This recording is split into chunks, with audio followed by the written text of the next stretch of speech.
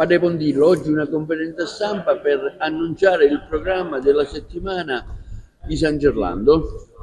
La settimana di San Gerlando, i festeggiamenti in onore di San Gerlando, che quest'anno rientrano all'interno di due momenti fondamentali che sono il Giubileo e Agrigento Capitale Italiana della Cultura, tanto che la festa stessa è stata inserita all'interno del programma. Per quale motivo? Perché la fede è generatrice di valori culturali, genera atteggiamenti, stili di vita, e allora abbiamo chiesto e ci è stato consentito che questo momento, che è identitario della comunità di Agrigento, rientrasse dentro il percorso della capitale della cultura. La settimana di San Gerlando prevede diversi momenti spirituali e culturali. Tra i momenti spirituali le celebrazioni eucaristiche della mattina a Santa Maria dei Greci, il momento di preghiera della comunità. Tra i momenti culturali ce ne sono tre in particolare che vogliamo segnalare. Il primo è l'inaugurazione dei percorsi digitali di abbattimento delle barriere architettoniche sensoriali della cattedrale, del museo e della chiesa di Santa Maria dei Greci, in partenariato col Ministero della Cultura. Il secondo momento culturale importante è legato al segno identitario della città e della diocesi, che è l'urna del patrono San Gerlando. Quest'anno verrà riconsegnata alla città e alla diocesi, interamente restaurata e riconfigurata, e in occasione della celebrazione della festa ne faremo la presentazione, perché si tratta proprio di riacquisire quella che è la nostra identità legata alla storia millenaria, ormai bimillenaria, che ci lega a San Gerlando. Il terzo momento è legato all'organo della cattedrale. Lo abbiamo inaugurato dal punto di vista musicale il 14 di dicembre, quest'anno invece verrà presentata durante la festa il restauro dell'organo stesso. Oserei dire, prima abbiamo ascoltato ciò che esce dall'organo, con la presentazione del restauro entreremo dentro questo strumento che è per la liturgia e che permetterà così di conoscere anche gli elementi storici. C'è una parte che è del 600, le canne, la più alta 39 metri ad esempio, abbiamo uno strumento importantissimo per la città, ed è necessario che venga presentato come anche segno identitario di ciò che si trova in cattedrale.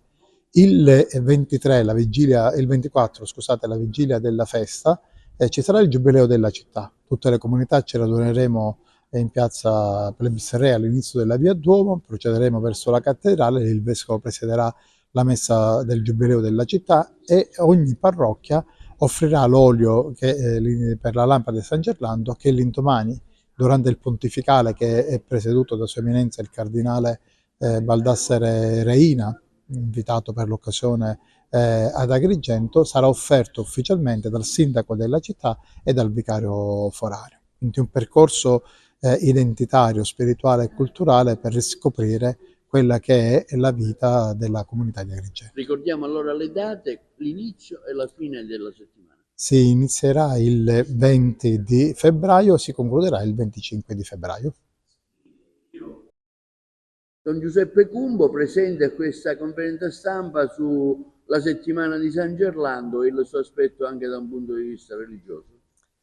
Sarà l'occasione, come ogni anno, per riflettere sulla nostra identità di chiesa locale attorno alla figura del Santo Patrono.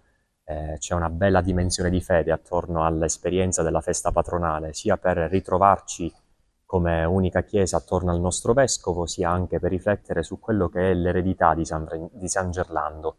E tra queste sicuramente la sua capacità di avere riportato il Vangelo nella nostra terra e anche la sua capacità di riorganizzare al suo interno la chiesa locale, puntando soprattutto sulla collaborazione di quanti insieme a lui appunto hanno permesso il risveglio della fede appunto nel nostro territorio.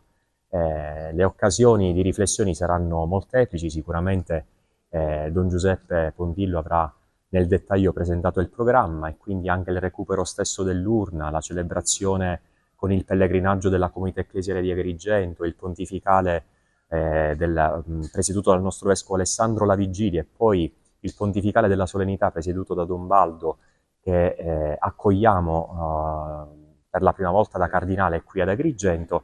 Sarà l'occasione per la comunità ecclesiale tutta di ritrovarsi insieme e di vivere questa esperienza di fede.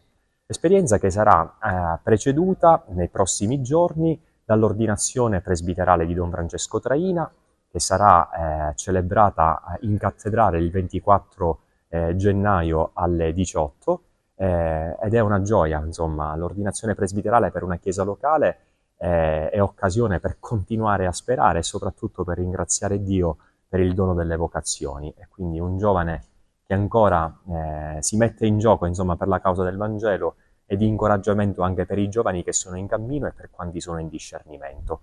E poi inizieremo e continueremo meglio, perché già abbiamo iniziato il 29 dicembre con l'apertura dell'anno giubilare, con le diverse occasioni di incontro che il Giubileo ci offrirà, e tra queste sicuramente domenica è il Giubileo che vivrà la Coldiretti accompagnata dall'assistente spirituale, e poi il 31, giorno in cui la Chiesa ricorda la memoria liturgica di San Giovanni Bosco, il Giubileo degli educatori. Il coinvolgimento di catechisti, insegnanti di religione cattoliche e poi anche operatori nell'ambito degli oratori, delle realtà giovanili si ritroveranno insieme. Alle 17 il raduno in piazza Don Minzoni, poi il pellegrinaggio verso la cattedrale, e poi una relazione tenuta da un padre salesiano, padre Anzalone, e poi la celebrazione eucaristica presieduta dal nostro vescovo.